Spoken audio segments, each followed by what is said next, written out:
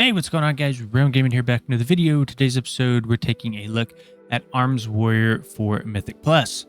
This guide is specifically going to be for Season 1, Patch 11.05. So starting out with Arms Warrior, let's get into some of the strengths and weaknesses for Mythic Plus. So starting out with the strengths, we do have very strong priority damage and funnel damage, so we're very strong, cleaving down 1 to 2 targets. And we also perform pretty well in prolonged multi-target fights with some of our abilities like Cleave. We also have access to a pretty strong defensive called Spell Reflection.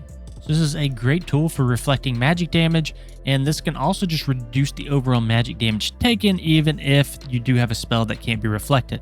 Then the final pro of Arms Warrior is going to be their high mobility. We have Heroic Leap, Charge, and Intervene.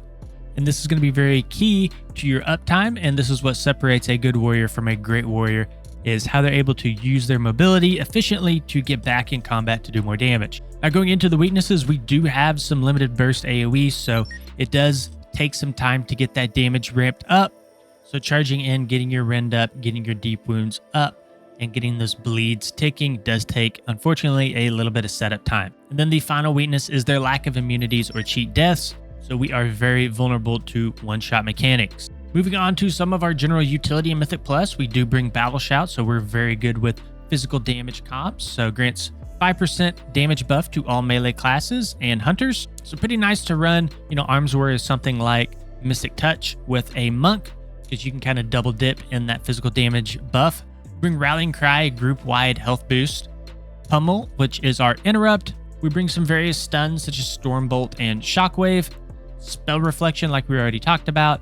We also bring Intimidating Shout, and then we also bring quite a few slows, which can be useful, just for example, like the second boss of Mist, where you got to kind of kite the fox around, or the second boss of Siege of Borealis, where you have to keep a CC on the boss to keep her from jumping around. Let's go ahead and jump into how do we actually play Arms Warrior. So to start out, there's a few things that you do want to prioritize. So you want to avoid downtime. So kind of like we talked about earlier, you want to ensure that you're getting as much uptime on targets as possible. You're going to have a ton of effects in Mythic Plus that cause you to run away from mobs and then go back into combat. So getting back into combat as quickly as possible from going from pack to pack is very important, and it's often an overlooked aspect. And then number 2, we do have cooldown management. So you do want to align certain cooldowns, such as Avatar and Colossus Smash, for maximum damage. Number 3 is going to be resource efficiency. So we want to use our rage effectively. We don't want to overcap on rage. And also, anytime that you are out of combat, your rage will decay. So again, this just kind of goes back to avoiding downtime. So let's go ahead and get into our single target rotation. So the first part of your rotation is going to be to apply rend, and you want to apply or refresh when there's less than 4 seconds remaining. Up next, we'll be using a Thunderous Roar. We're going to be using this on cooldown. And then between Rend and Thunderous Roar, that's going to start your bleeds. Then up next, you're going to be pairing your Avatar with Colossus Smash. So you want to Avatar first into a Colossus Smash, and you will be able to align every other Colossus Smash with Avatar, as Colossus Smash is exactly half the cooldown of Avatar, so that's something that you do want to keep up with throughout your rotation. Then from here, whenever you do get 3 stacks of Marked for Execution, or whenever you get 2 stacks of Sudden Death, you will want to be using Execute. Now, one thing about Execute is there is an Execute phase or rotation. So once the target does get below that health threshold, and we will talk about that here in just a bit, but just know, for the most part, this is going to be your number 5 in priority. Once you get into the Execute phase, things do sort of shift in priority. We'll cover that here in just a minute. Then one other thing to note is that your Execute will refresh your Juggernaut. So you want to ensure that you're keeping this stacked as much as you can. Then from here, you will go into a Blade Storm, and you typically want to Blade Storm during your Colossus Smash because you're getting that increased damage from Colossus Smash, which will then be funneled into your Blade Storm. And by this point, you should have all bleeds on your target. So you should have your Rend, your Thunderous Roar, and you should also have your deep wounds on the target. Then from here, we'll go into an Overpower whenever Opportunist is active. Then from here, we'll go into a Mortal Strike, into a Skull Splitter. Now let's go ahead and talk about the Execute phase. So once you do get into that Execute health threshold, the priority does change a little bit. So it's going to look a little bit something like this. Your main priority is going to be keeping Thunderous Roar up. So that's on a 1.5 minute cooldown. So make sure that you're pressing that when it comes off cooldown. Then we will be using Avatar into Colossus Smash. So same priority as above in the single target rotation. Now from here, we want to use our Blade Storm whenever we get 2 stacks of Executioner's Precision. Now the reason we're doing this is due to the synergy between Unhinged, the Unhinged talent, and Executioner's Precision. Our Blade Storm will be casting Mortal Strikes for us. So we're able to get that increased damage through Executioner's Precision with our Blade Storm and the Mortal Strikes it casts. From here, if you are less than 85 rage, you will cast a Skull Splitter. Then from here, we can use Mortal Strike in 2 different ways. So we can use Mortal Strike to refresh our Rend if needed, or we can use it if we have 2 stacks of Executioner's Precision and 2 stacks of Lethal Blows. From here, you can overpower with Opportunist.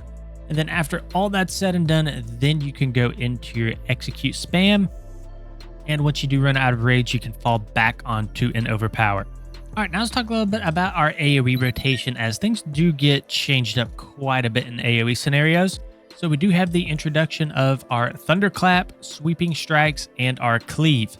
Now the AoE for Arms Warrior is a little bit complicated because there are a bunch of conditionals, depending on which buffs are up, you use certain abilities. So it can be a little bit complicated, but for the most part, if you're a beginner player, just ensure that you are setting up strong Blade Storm windows. Then after that, ensure you're keeping your Deep Wounds, Rend, and Sweeping Strikes on cooldown. This will be the most of your damage. Now, if you do want to get into a little bit more advanced tips, go ahead and take a look at our list here. So your priority is going to be a Thunderclap to refresh your Rend. So if Rend does become less than 4 seconds remaining, you will cast your Thunderclap.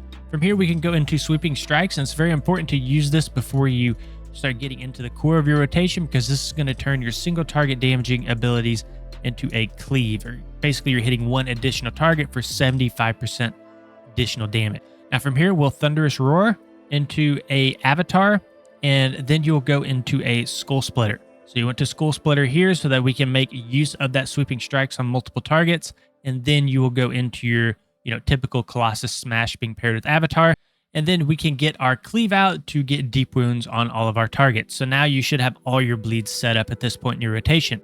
Then from here, you can overpower if you have one of those charges available, then get immediately into your Blade Storm. Because again, you want to ensure that Blade Storm is benefiting from your Avatar and your Colossus Smash. And then all of the Mortal Strikes that do go out through your Blade Storm can benefit from Sweeping Strikes. Then from here, we can execute with Sudden Death procs or Marked for Execution. And then the last few steps here are just going to be, if there's nothing else to press, you go into a Mortal Strike, Overpower, Thunderclap, Mortal Strike. Okay, let's take a quick look at our stat priority. So since we are running Slayer, it's actually the same between both Colossus and Slayer. It's going to be Strength as priority into Critical Strike, Haste, Mastery, and then finally Versatility. It's typically eye level over anything else, but honing in a little bit more in secondary stats, we run into Critical Strike. So the reason Critical Strike is very important for us, because this is going to increase our auto attack rage generation. We do also have a lot of other small talents in our tree that do synergize with Critical Strike, such as Impale, as well as Sharpened Blades, as well as Bloodletting. Up next, we have Haste. So this is going to kind of compress the rotation it's going to make it more GCD intensive, but that is a good thing because it allows us to cast certain core abilities like Skull Splitter, Cleave, and Mortal Strike. Then our Mastery is just simply going to increase the damage to targets affected by our Deep Wounds. So nothing too crazy going on there. And then Versatility is always it's just kind of a nice to have. It will reduce some of the damage that you do take in high keys, while also slightly increasing your damage as well. And then here is a quick look at the talents that we are going to be running. There will be a link in the description of the video if you do want to import these. All right, guys, that's going to be it for this video. If you enjoyed it, please consider liking and subscribing to the channel. We also have a Patreon link in the description of the video if you do want to try and, just help out, support our work on the channel. Thank you guys for watching. We'll see you on the next one.